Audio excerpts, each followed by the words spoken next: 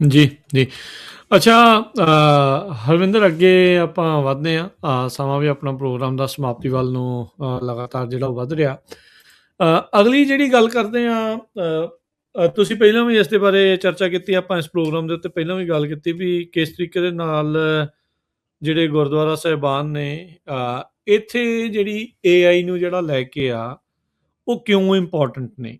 ਇੱਥੇ ਇਹ ਜਿਹੜੀ ਸਪੇਸ ਆ ਉਸਨੂੰ ਕਿੱਦਾਂ ਜਿਹੜਾ ਇਸ ਦੇ ਲਈ ਵਰਤਿਆ ਜਿਹੜਾ ਉਹ ਜਾਇਆ ਜਾ ਸਕਦਾ ਆ। ਆਪਣੀ ਜਿਹੜੀ ਆਉਣ ਵਾਲੀ ਪੀੜ੍ਹੀ ਆ ਉਸਨੂੰ AI ਦੇ ਬਾਰੇ ਕਿੱਦਾਂ ਸਮਝ ਜਿਹੜੀ ਉਹ ਵਧਾਈ ਜਾ ਸਕਦੀ। ਇਕੱਲੀ ਆਉਣ ਵਾਲੀ ਪੀੜ੍ਹੀ ਨਹੀਂ, ਜਿਹੜੀ ਮੈਚਿਓਰ ਹੋਈ ਆ, ਜਿਹੜੀ ਵੱਡੀ ਹੋਈ ਆ, ਜਿਹੜਾ ਇਸ ਟਾਈਮ ਤਬਦੀਲੀ ਚੋਂ ਜਿਹੜਾ ਉਹ ਲੰਘ ਰਹੇ ਆ। ਸੋ ਹਾਂਜੀ ਜਿਹੜਾ ਖਾਲਸਾ ਸਕੂਲ ਫਰੀਮੌਂਟ ਆ, ਉਹਨਾਂ ਨੇ AI ਕੋਰਸਿਸ ਦੀ ਜਿਹੜੀ ਉੱਥੇ ਸ਼ੁਰੂਆਤ ਕੀਤੀ ਆ। ਸੋ ਇਸ ਪਹਿਲ ਕਦਮੀ ਦੇ ਬਾਰੇ ਥੋੜਾ ਦੱਸੋ। ਹਾਂਜੀ ਤੁਸੀਂ ਜਿਹੜੀ ਪਹਿਲੀ ਗੱਲ ਕਹੀ ਕਿ ਗੁਰਦੁਆਰਾ ਸਾਹਿਬ ਕਿਉਂ ਜ਼ਰੂਰੀ ਆ। ਸੋ ਗੁਰਦੁਆਰਾ ਸਾਹਿਬ ਬਾਕੀ ਧਾਰਮਿਕ ਸਥਾਨਾਂ ਤੋਂ, ਬਾਕੀ ਧਰਮਾਂ ਦੇ ਧਾਰਮਿਕ ਸਥਾਨਾਂ ਨਾਲੋਂ ਬਹੁਤ ਡਿਫਰੈਂਟ ਗੁਰੂ ਸਾਹਿਬ ਨੇ ਕ੍ਰੀਏਟ ਕੀਤੇ ਆ। ਭਾਈ ਕਾਹਨ ਸਿੰਘ ਨਾਭਾ ਦੀ ਆਪਾਂ ਗੱਲ ਕਰੀਏ ਤੇ ਉਹਨਾਂ ਗੁਰਦੁਆਰਾ ਸਾਹਿਬ ਨੂੰ ਇੱਕ ਕੱਲਾ ਪੂਜਾ ਦਾ ਸਥਾਨ ਹੀ ਨਹੀਂ ਦੱਸਿਆ, ਉਹਨਾਂ ਨੇ ਹੋਰ ਵੀ ਚੀਜ਼ਾਂ ਉਹਦੇ ਵਿੱਚ ਦੱਸੀਆਂ, ਹੈ ਨਾ।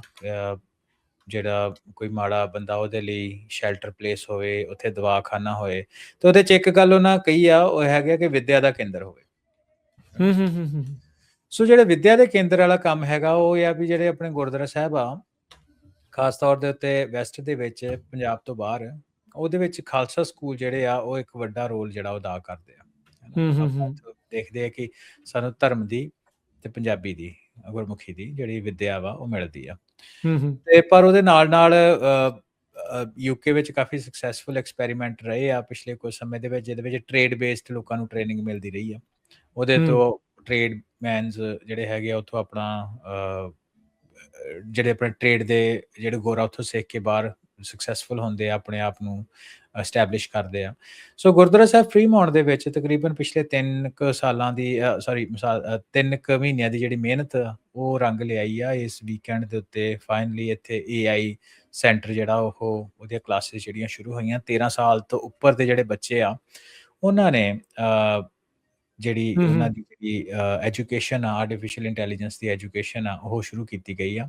ਸ਼ੁਰੂਆਤ ਇਹਦੀ ਇੱਕ 3 ਮਹੀਨੇ ਦਾ ਜਿਹੜਾ ਕਹਿ ਲਓ ਕਿ ਛੋਟਾ ਇੱਕ ਕੋਰਸ ਆ, ਉਹਦੇ ਵਿੱਚ AI ਫੰਡਾਮੈਂਟਲਸ, AI ਦੇ ਜਿਹੜੇ ਹੈਲੂਸੀਨੇਸ਼ਨ ਕੀ ਹੁੰਦੀ ਆ, AI ਦੇ ਉੱਤੇ ਤੁਸੀਂ ਕਿੰਨਾ ਯਕੀਨ ਕਰਨਾ, ਕਿੰਨਾ ਨਹੀਂ ਕਰਨਾ। ਸੋ AI ਦੀ ਗੱਲਬਾਤ ਤਾਂ ਹੋਏਗੀ, ਪਲੱਸ ਠੀਕ ਆ। AI ਤੇ ਸਿੱਖੀ ਦਾ ਸੁਮੇਲ ਕੀ ਆ, AI ਦੇ ਆਪਾਂ ਐਥਿਕਸ ਦਾ ਕਿੱਦਾਂ ਧਿਆਨ ਰੱਖਣਾ, AI ਨੂੰ ਐਥੀਕਲੀ ਕਿੱਦਾਂ ਵਰਤਣਾ, ਉਹ ਚੀਜ਼ਾਂ ਦੀ ਵੀ ਜਿਹੜੀ ਗੱਲਬਾਤ ਉੱਥੇ ਕੀਤੀ ਜਾਏ। ਕਿਉਂਕਿ ਜਦੋਂ ਮੈਂ ਆਰਟੀਫਿਸ਼ੀਅਲ ਇੰਟੈਲੀਜੈਂਸ ਨੂੰ ਪੜ੍ਹਦਾ, ਆਪਾਂ ਉਹਦੇ ਉੱਤੇ ਵੱਖ-ਵੱਖ ਜਿਹੜੀ ਲੈਜਿਸਲੇਸ਼ਨਸ ਹੈਗੀਆਂ ਆਉਂਦੀਆਂ ਵਾ। AI ਇੱਕ ਵੱਡੀ ਟੈਕਨੀਕ ਹੈਗੀ ਆ, ਹੈ ਨਾ, ਜਿਹਨੂੰ ਸਾਨੂੰ ਪਤਾ ਫਿਊਚਰ ਨੂੰ ਇਹਨੇ ਬਦਲਣਾ। ਤੇ ਸਾਡਾ ਇਹ ਆਈਡੀਆ ਦੇ ਵਿੱਚ ਇਹ ਆ, ਜਿਹੜੇ ਆਪਣੇ ਪ੍ਰਬੰਧਕ ਆ ਸੱਜਣ, ਉਹਨਾਂ ਦਾ ਇਹ ਹੈ ਕਿ ਜਿਹੜੇ ਸਾਡੇ ਬੱਚੇ ਆ ਜਿਹੜੇ ਆਰਟੀਫਿਸ਼ੀਅਲ ਇੰਟੈਲੀਜੈਂਸ ਦੇ ਫੀਲਡ ਦੇ ਵਿੱਚ ਜਾਣ, ਉਹ ਜਿਹੜੀ ਆਪਣੀ ਵੈਲਿਊਜ਼ ਆ, ਸਿੱਖ ਵੈਲਿਊਜ਼ ਆ, ਜਿਹੜੀ ਸਰਬੱਤ ਦੇ ਭਲੇ ਵਾਲੀ ਆ, ਹੈ ਨਾ, ਉਹਨੂੰ ਲੈ ਕੇ ਸਾਹਮਣੇ ਆਉਣ, ਤਾਂ ਕਿ ਜੋ ਵੀ ਉਹ ਕ੍ਰੀਏਟ ਕਰਨ ਉਹ ਸਰਬੱਤ ਦੇ ਭਲੇ ਦੇ ਲਈ ਹੋਵੇ। ਤੇ ਉਸ ਚੀਜ਼ਾਂ ਨੂੰ ਜੇ ਉਸ ਇਨਫਰਾਸਟਰਕਚਰ ਦੇ ਵਿੱਚ ਹੋਣ, ਤੇ ਉਸ ਚੀਜ਼ਾਂ ਨੂੰ ਜ਼ਰੂਰ ਰੋਕਣ ਜਿਹੜਾ ਦੁਨੀਆ ਦਾ ਵਿਨਾਸ਼ ਕਰ ਰਹੀਆਂ, ਜੋ ਦੁਨੀਆ ਦਾ ਨੁਕਸਾਨ ਕਰਨਗੀਆਂ। ਸੋ ਇਹੀ ਇਹਦਾ ਆਈਡੀਆ ਹੈਗਾ ਸਾਰਾ, ਕਿ ਜਿਹੜੀ ਐਜੂਕੇਸ਼ਨ, ਆਰਟੀਫਿਸ਼ੀਅਲ ਇੰਟੈਲੀਜੈਂਸ ਦੀ ਐਜੂਕੇਸ਼ਨ ਆਪਾਂ ਨੂੰ ਇੱਕ ਗੁਰਦੁਆਰੇ ਦੇ ਸੇਫ ਸਪੇਸ ਦੇ ਵਿੱਚ, ਆਪਣੀ ਭਾਸ਼ਾ ਦੇ ਵਿੱਚ, ਆਪਣੇ ਲੋਕਾਂ ਦੇ ਦੁਆਰਾ ਜਿਹੜੀ ਉਹ ਪ੍ਰੋਵਾਈਡ ਕੀਤੀ ਜਾਏ।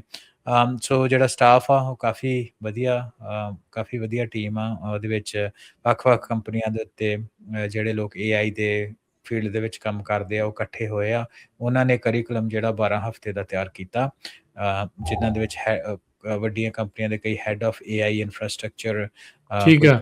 ਮੈਨੇਜਰ ਆ, ਹੈ ਨਾ, ਵੱਡੇ ਨਾਂ ਹੈਗੇ ਆ, ਉਹ ਇਕੱਠੇ ਹੋ ਕੇ ਬੱਚਿਆਂ ਨੂੰ ਜਿਹੜੀ ਉਹ ਐਜੂਕੇਸ਼ਨ ਦੇਣਗੇ। ਤੇ ਇਹ ਜਿਹੜੀ ਗੱਲਬਾਤ, ਇਹ ਜਿਹੜੀ ਆ ਐਜੂਕੇਸ਼ਨ ਨਿਰੰਤਰ 3 ਮਹੀਨਿਆਂ ਦੇ ਵਾਸਤੇ 12 ਕੋਰਸਿਸ ਦੇ ਵਿੱਚ ਇਹਨੂੰ ਡਿਵਾਈਡ ਕੀਤੀ ਜਾਏਗੀ। ਸੋ ਪਹਿਲੀ ਜਿਹੜੀ ਹੈਗੀ ਆ ਉਹ ਸ਼ੁਰੂ ਹੋ ਚੁੱਕੀ ਹੈ, ਜਿਹੜੀ ਅਪ੍ਰੈਲ ਦੇ ਪਹਿਲੇ ਹਫ਼ਤੇ ਖਤਮ ਹੋਏਗੀ।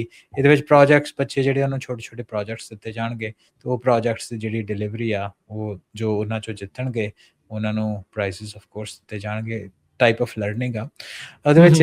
ਵਧੀਆ ਰਾਜ ਕਰਨ ਇੱਕ ਗੱਲ ਇਹ ਆ ਕਿ ਜਦੋਂ ਪਹਿਲੀ ਓਰੀਐਂਟੇਸ਼ਨ ਹੋਈ ਆ, ਉਹਦੇ ਵਿੱਚ ਥੋੜ੍ਹੀ ਬਹੁਤੀ ਆਰਟੀਫਿਸ਼ੀਅਲ ਇੰਟੈਲੀਜੈਂਸ ਦੀ ਗੱਲ ਹੋਈ ਆ, ਤੇ ਜਿਹੜੇ ਬੱਚਿਆਂ ਦੇ ਪੇਰੈਂਟਸ ਸੀ ਉਹ ਵੀ ਬਹੁਤ ਇੰਟਰਸਟਿਡ ਸੀ। ਉਹ ਕਹਿੰਦੇ ਕਿ ਜੇ ਤੁਸੀਂ ਕਹੋ ਜੇ ਤੁਸੀਂ ਆਗਿਆ ਸਾਨੂੰ ਦਿਓ ਤੇ ਅਸੀਂ ਆਪ ਕਲਾਸ ਵਿੱਚ ਬਹਿ ਜਾਈਏ, ਕਿਉਂਕਿ ਸਾਡੇ ਲਈ ਵੀ ਏਆਈ ਦੀ ਐਜੂਕੇਸ਼ਨ ਜਿਹੜੀ ਹੈ ਬਹੁਤ ਜ਼ਰੂਰੀ ਹੈ। ਇੰਪੋਰਟੈਂਟ ਆ। ਸੋ ਇਹਦੇ ਵਿੱਚ ਇਹ ਬੜੀ ਇੰਟਰਸਟਿੰਗ ਇਹ ਜਿਹੜਾ ਤਾਲਮੇਲ ਆ ਇਹ ਆਪਾਂ ਨੂੰ ਦੇਖਣ ਨੂੰ ਮਿਲਿਆ ਵੀ ਬੱਚਿਆਂ ਦੇ ਨਾਲ ਜਿਹੜੇ ਪੇਰੈਂਟਸ ਆ ਉਹ ਵੀ ਆਰਟੀਫਿਸ਼ਲ ਇੰਟੈਲੀਜੈਂਸ ਦੀ ਐਜੂਕੇਸ਼ਨ ਜਿਹੜੀ ਉਹ ਲੈ ਰਹੇ ਆ।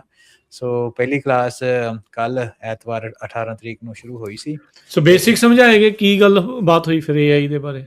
ਹਾਂਜੀ, ਸੋ ਉਹਦਾ ਜਿਹੜਾ ਕਰਿਕੂਲਮ ਹੈਗਾ ਰਾਜਕਰਨ ਕੋਰਸਿਸ ਦਾ ਉਹ ਆਪਣੇ ਸਾਹਮਣੇ ਆ। ਪਹਿਲੀ ਜਿਹੜਾ of course introduction to AI, artificial intelligence ਕੀ ਹੁੰਦੀ ਆ, ਉਹਦੀਆਂ ਟਰਮਸ ਵਿੱਚ ਕਿਹੜੀਆਂ ਹੁੰਦੀਆਂ, natural NLP natural language processing ਕੀ ਹੁੰਦੀ ਆ, ਹੈਲੂਸੀਨੇਸ਼ਨ ਕੀ ਹੁੰਦੀ ਆ, ਮਸ਼ੀਨ ਲਰਨਿੰਗ ਐਮਐਲ ਕੀ ਹੁੰਦੀ ਆ, ਜਿਹੜੇ ਵੱਖ-ਵੱਖ ਐਲਐਲਐਮ ਕੀ ਹੁੰਦੇ, ਲਾਰਜ ਲੈਂਗੁਏਜ ਮਾਡਲ ਕੀ ਹੁੰਦੇ ਆ, ਨਿਊਰਲ ਨੈਟਵਰਕ ਕੀ ਹੁੰਦੇ ਆ, ਬੇਸਿਕ ਟਰਮ ਜਿਹੜੀਆਂ ਉਹ ਤੋਂ ਸ਼ੁਰੂ ਹੋਈਆਂ।